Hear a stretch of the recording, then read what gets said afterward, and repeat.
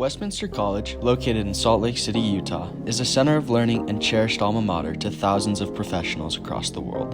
Founded in 1875, Westminster's purpose has been clear and direct since its conception: to prepare students to lead lives of learning, accomplishment, and service in a diverse and interdependent world.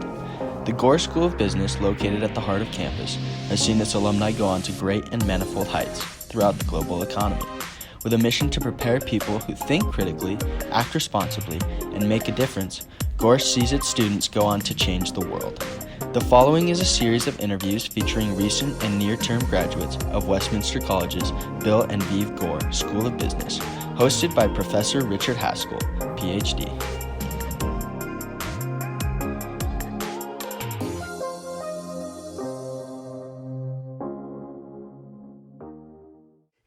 So Zach, thanks for joining me today. So I'm here with Zach Douglas.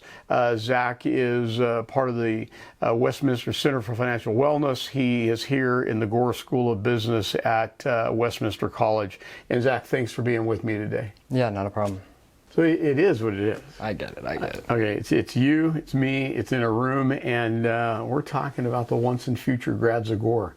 What do you think? You've been here for 3 years. I met you when you had to have been your first week as a freshman, right? Yeah. And now you're going into your senior year, and you're going to graduate. Yeah, it's crazy to think about. You know, I came in as a freshman, and I was assigned you as my advisor. Yeah.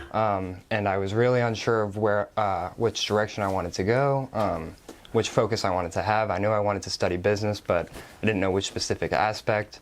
And you know, you were heavily advising me to go into finance, which I was considering from the get-go, but I wasn't convinced fully on it.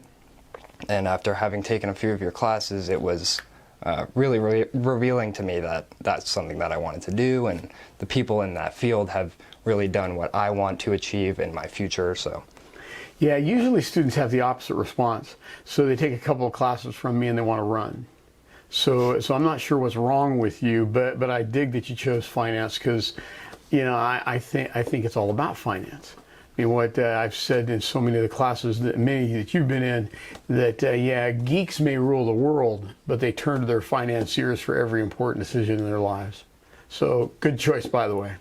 So I know you're from the East Coast. In fact, I think a small town in the Northeast, right? Yep. So I was born in Putnam, Connecticut, and raised in a town nearby called Canterbury. Went to high school there, and then once I graduated, I came out here. Knew nobody in Utah. This is the furthest out west I've ever been in my life, and I just traveled out here, moved, and lived on campus at Westminster College. Made a few friends, and you know, now I'm in my junior year, so I live off campus with those same friends that I made my freshman year. But yeah, it was just kind of on a whim decision to come out here. So you had lots of choices. Colleges all over the country, big and small. It had to have been a little bit more than a whim that caused you to come to Westminster. I mean, what else was in back of that? Yeah, so obviously I had done a little bit of research on the programs that are offered here, in addition to coming here and checking out the physical campus and the location. Doing a little bit of research about the business program here, I found out that it is one of the best in the country, just compared to some of the other higher technical colleges. I'm not sure which examples I could bring up right now, but it is ranked one of the higher in the country. And it is a small college compared to some of the others on that list. And that's something that I prefer because I like that really interpersonal connection with the professor and the student within the class. I think it's like a 1 to 12 or something. Yeah, or something 1 to like 10. that. It's really low. So really low. Well, and you and I have got to know each other pretty well, obviously, in the last 3 years, and we got a fairly intense year coming up in front of us as well. So you came here.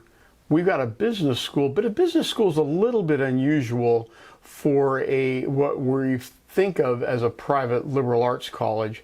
Really, we're more of a comprehensive college, and if you look at it, there's a lot of professional school attributes in this college. So that finance and accounting and marketing and econ and management and operations and such are all here in the business school isn't at all surprising. But that there's such a thriving business school on a campus like this is a little bit. How does that play across campus? I mean, you deal with students both here in the business school and without. Do you guys see the business school as a, hey, of course we have this business school, or do you see it as kind of something that's unusual? Yeah, so like you said, it's a little bit of both, right? Okay. So it is a little bit unusual to have such a thriving business school at a private liberal arts college, but in the same respect, it's not such an outlier on campus, right? I think every student that is involved in the business school fits in really well here. My roommates, one of them is also in the business school and another is in the science program. Yeah. And I've got other friends who are studying history, geography, and stuff like that. So it really creates a nice mix, I would say, between people who are studying business, people who are not studying business. It creates a collaborative environment between people who maybe want to work together with somebody who knows a little bit about something in business, somebody who maybe doesn't know so much but is still interested in it, which is kind of where we're headed with the business certificate series, right, where we're trying to educate students who want a little bit of information on business but don't really necessarily want to go through the whole process of taking a degree or getting a degree in business. Yeah, so you mentioned that business certificate series, and that's one of the projects you and I have worked on with other students in the Center for Financial Wellness. So what are the other projects that you've been engaged in? So with the business certificate series, we've been engaged in the creation of that. We've also been doing the ICAP program, which has transitioned into co-op, which we're working on really creating a structure of a backbone right now before we push heavily on accepting clients for.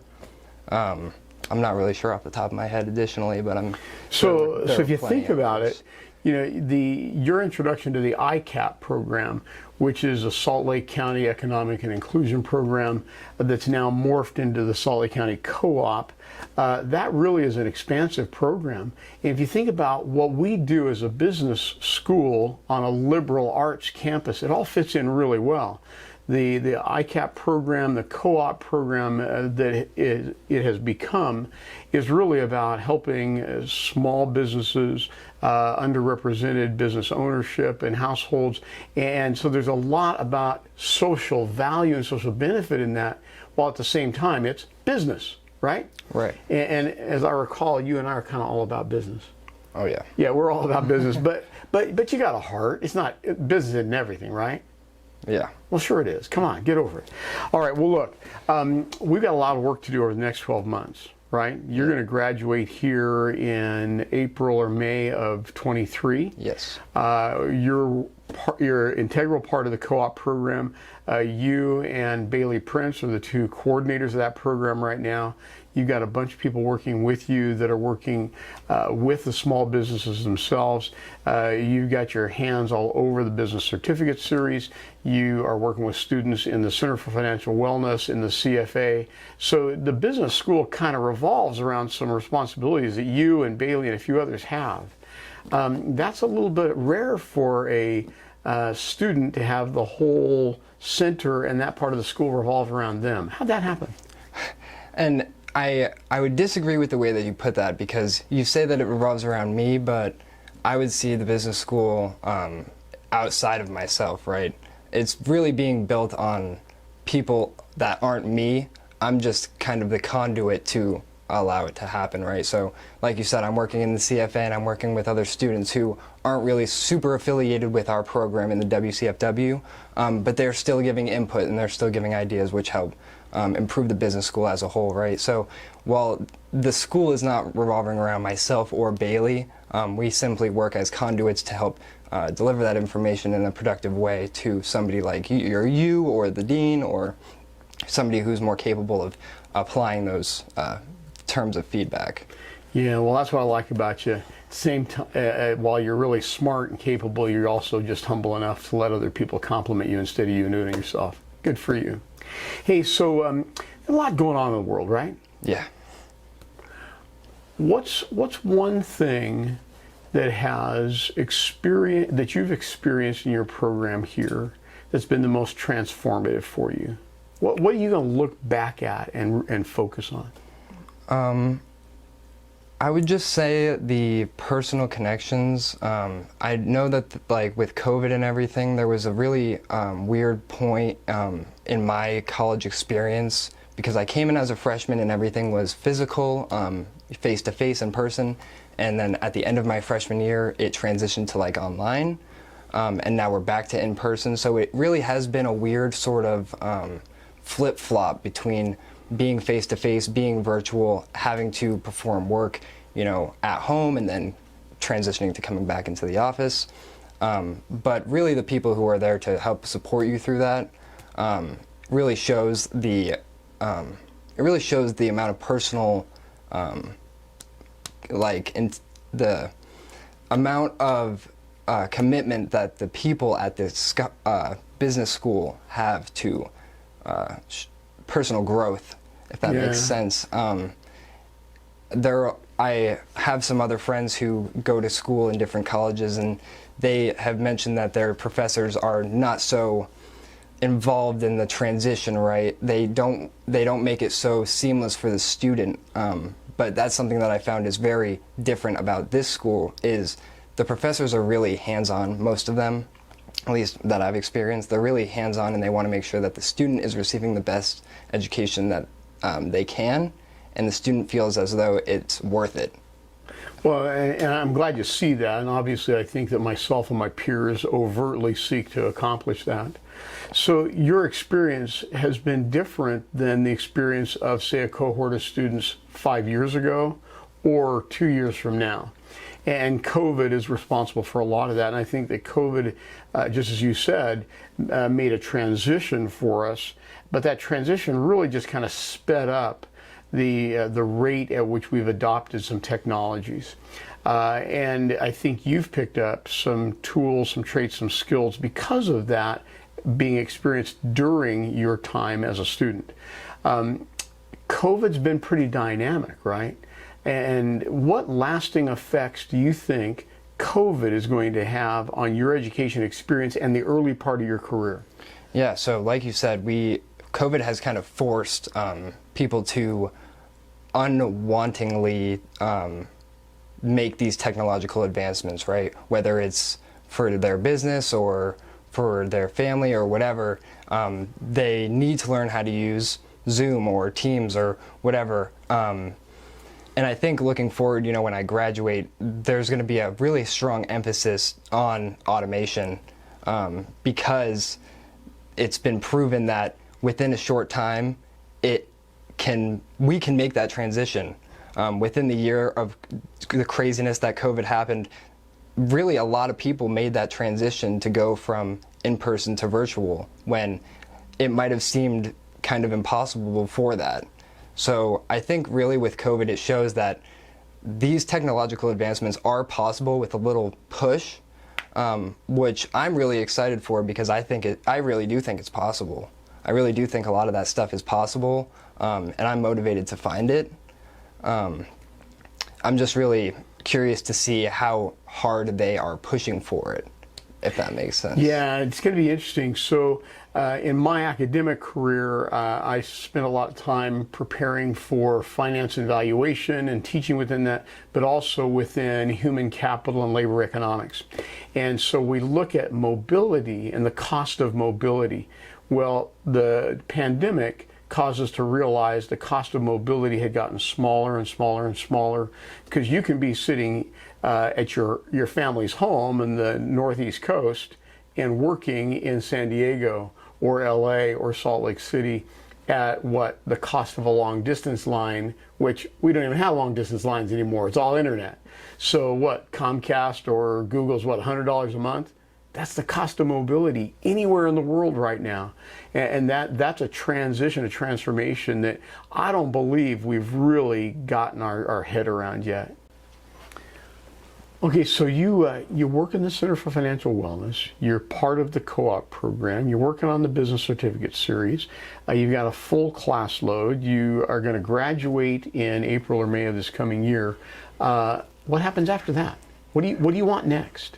And I don't really know, to be 100% honest with you. I'm not set in stone with exactly what I want to do. You know, like Baily, he is kind of set on maybe going into the private equity world. But there's a lot of different directions that you can go with finance, and I really am just open to keeping my options available and open, and I don't really want to commit to one section of it, if that makes sense. I'm really interested in the technology advancement. I'm really interested in, you know, the stock market, maybe investment banking. Private equity also sounds interesting. Valuation. I really have no direct set preference, but I am just willing to keep my options open. Well, and those are some really interesting fields within finance as a greater discipline, right? And you'll have lots of opportunity. So you're going to be in your capstone course this coming year, and you'll have exposure to numerous professionals from the industry representing different parts of the industry during that process. So I think that's going to help you a lot, kind of narrow down and define.